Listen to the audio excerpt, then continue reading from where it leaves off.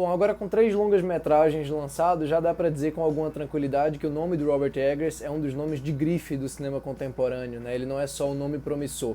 Robert Eggers dirigiu em 2016, aliás, lançou em 2015 em festivais e lançou comercialmente em 2016 o A Bruxa, que já dá pra gente chamar de um clássico contemporâneo, inclusive é com certeza um dos filmes de horror mais influentes da década passada, né? E também dirigiu um dos mais aclamados do gênero dos últimos anos, que é o Farol, lançado em 2019. Agora, nesse novo projeto dele, que é produzido ali pelas hostes da Focus Features, que é da Universal, no caso, né, ele consegue, vamos dizer, trazer tudo aquilo que ele já trabalhou nesses 2 filmes numa chave de um épico viking, né, de um épico medieval, que está longe de ser aquilo que você costuma ver no seu multiplex, mas que com certeza acena para um espectador mais de mainstream, vamos dizer assim, que não está tão circunscrito no mundo cinefílico como talvez os outros 2, especialmente o segundo. Antes de começar essa crítica, eu vou lembrar você que por acaso ainda não fez isso, não se esqueça de se inscrever aqui embaixo no canal, no botão de inscreva-se. Não se esqueça também de curtir o vídeo, porque isso ajuda muito o canal a crescer e o YouTube a recomendar o vídeo para outras pessoas. E lógico, deixa o sininho das notificações aí sempre ativado,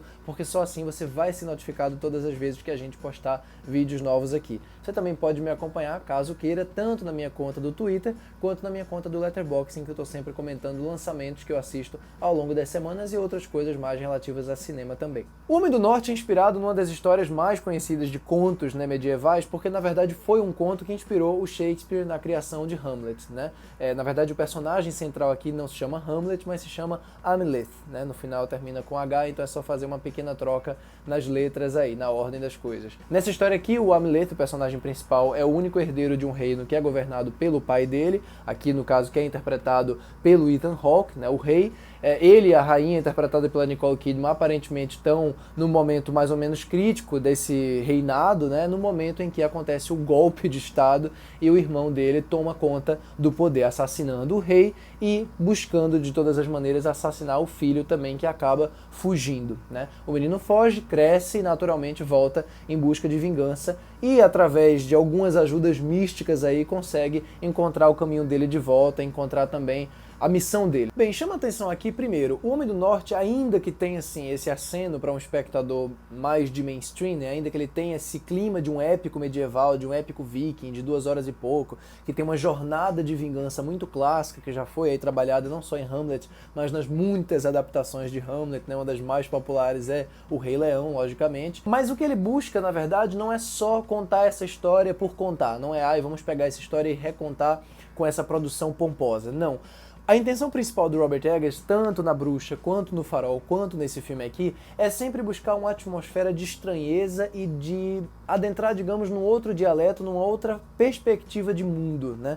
E às vezes essa perspectiva acaba sendo, como é o caso aqui, incrivelmente inóspita, incrivelmente brutal e às vezes até meio impenetrável, dependendo da maneira como você enxerga o filme. É muito provável que alguns espectadores saiam do Homem do Norte impactados com a experiência sensorial, né? Impressionados com o visual, impressionados com as sequências de batalha, ainda que elas sejam pontuais e relativamente econômicas, mas fiquem um pouco frustrados com relação a essa conexão com os personagens, porque a forma como eles conversam, a forma como eles falam uns com os outros, tá longe de ser aquela forma que você espera, tá longe de ser acessível para o público, tá longe de trabalhar com ironia ou com humor ou com modernizações e atualizações, que é uma tendência relativamente contemporânea, né? O Farol também trabalha muito com dialetos específicos, né, de contos marítimos e de histórias de pescador, etc e tal, mas existia ali, na Bruxa também, um senso de humor muito palpável, existia uma ironia, um sarcasmo muito grande naqueles filmes. O Homem do Norte não tem sarcasmo, não tem ironia e principalmente não tem tentativas de buscar a sua simpatia. Na verdade, ele tenta fazer com que você...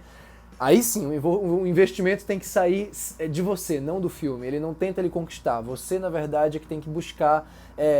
de alguma maneira entrar nesse universo que ele cria. E o que ele faz para você conseguir entrar, óbvio que ele deveria oferecer alguma coisa, é justamente um visual incrivelmente arrojado. As imagens desse filme são absolutamente transcendentais. Tem algumas particularmente em que ele flerta com a fantasia, né, em que ele flerta com a fantasia mais direta, em que a coisa ganha contornos bem abstratos e primais mesmo. A proposta dele pesa muito nesse ponto bestial da coisa. As interpretações e a violência aqui, que é uma violência explícita, extrema, às vezes bem radical, ela é uma violência de um tratamento animalesco, cheia de masculinidade nesse sentido mais tradicional do termo, e que realmente tenta buscar suas forças sensoriais, e consegue, na verdade, justamente nisso, justamente nessa coisa da carne, nessa coisa muito física, nessa coisa muito bruta, né? O filme todo, na verdade, é filmado, encenado como uma coisa muito bruta, que no meio disso tudo, claro, encontra esses ecos fantasiosos, poéticos, ocasionalmente assustadores também, né? O horror tá aqui presente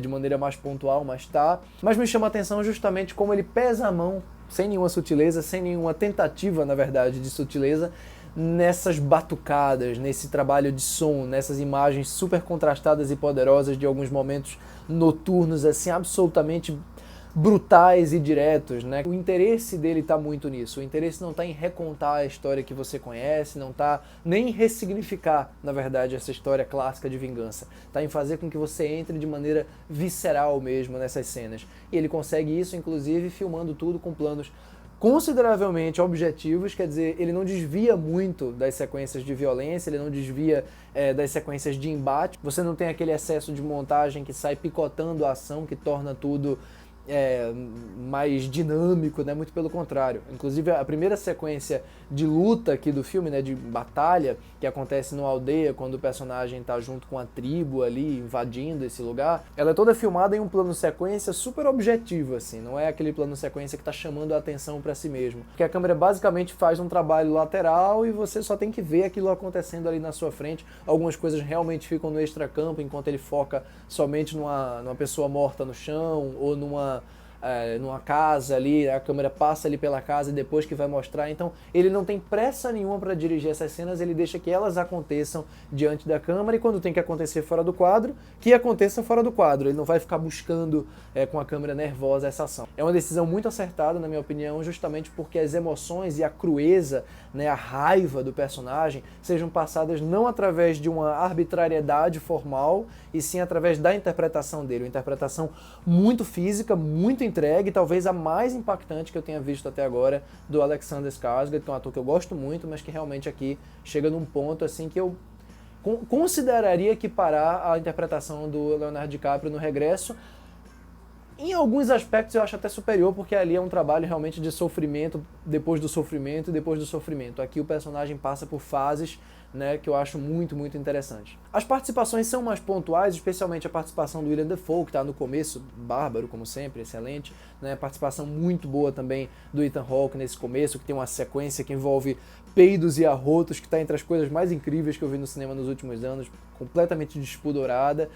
E eu gosto particularmente da interpretação da Nicole Kidman. Eu acho que a Nicole Kidman tem um trabalho recente muito interessante. Todos os filmes que ela tem feito nos últimos anos me impressionam pelo trabalho dela. Eu acho que ela está num bom momento, mas nesse filme aqui ela tem pelo menos uma cena que você não espera dela. Você não espera aquela malícia, aquela força nos olhos, aquela intensidade mesmo. É um filme carregadão, é um filme que tem essa solenidade, né, que tem essa ritualização das sequências, e curiosamente um filme em que a fantasia e os elementos místicos acabam sendo mais presentes de uma forma concreta na ação do que nos dois filmes anteriores do Eggers, em que tudo ficava numa corda bamba, né, entre o que é fantasia e o que é imaginação dos personagens. Aqui, mesmo que tudo pudesse ser puramente imaginação, eu acho que ele consegue fazer com que essa fantasia, esse misticismo e esse elemento metafísico quase da jornada do personagem ganhe uma dimensão muito prática na história, né? Principalmente uma questão ali envolvendo um certo corvo. Trabalhos soberbos de todo mundo que aparece em cena, o Cleese Bang também, que faz o papel do tio, tá absolutamente magnetizante. Eu daria uma indicação ao Oscar de coadjuvante a ele, sem sombra de dúvida. Aliás, eu daria indicação ao Oscar para um bocado de coisa aqui. Gosto muito de verdade do trabalho da Anya Taylor-Joy também. Gosto muito do trabalho, como eu falei, da Nicole Kidman, do Alexander Skarsgård. Para mim, é um filmão. Para mim é um filme completo, é um filme de cinema, é um filme que não busca subverter essa jornada clássica dele, muito pelo contrário. Ele busca justamente esse elemento primal, esse elemento visceral da vingança, né, da maneira como ela está posta nos moldes clássicos aqui de uma história viking, sem tirar nem pôr, né? Ele não julga ações específicas dos personagens, aliás, ele bota protagonista e antagonista mais ou menos na mesma medida, e as desconstruções que ele faz são desconstruções dentro desse molde viking, não são desconstruções modernas. Ele definitivamente não está interessado em atualizações contemporâneas das coisas. Eu acho isso uma coisa incrivelmente corajosa para um filme desse tamanho. Não fez dinheiro, não vai fazer e dificilmente faria nos tempos tristes e infelizes para o cinema de autor em grande escala que a gente vê hoje. Mas sem dúvida é uma maravilha que ele possa existir da maneira como ele existe.